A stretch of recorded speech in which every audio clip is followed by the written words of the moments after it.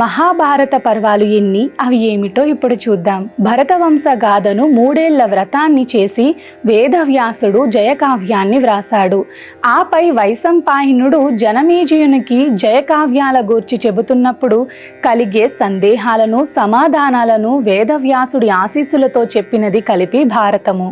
ఆపై ఉగ్రస్రవసుడు నైమిషారణ్యంలో సౌనకాది మునులకు భారతాన్ని వివరిస్తూ రమ్యంగా చెబుతూ ఉన్నప్పుడు కలిగిన సందేహాలను సమాధానాలను వ్యాసుడి తాత్పర్యానికి అనుగుణంగా చెప్పినదంతా కల్పితమే.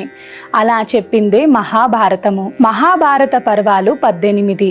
ఆది, సభ, అరణ్య, విరాట, ఉద్యోగ, భీష్మ, ద్రోణ, కర్ణ, శల్య, సౌప్తిక, స్త్రీ, శాంతి, అనుశాసనికి, అశ్వమేధ, ఆశ్రమవాస, మౌసల, మహాప్రస్థానిక, స్వర్గారోహణ అను 18 పర్వాలే మహాభారతము.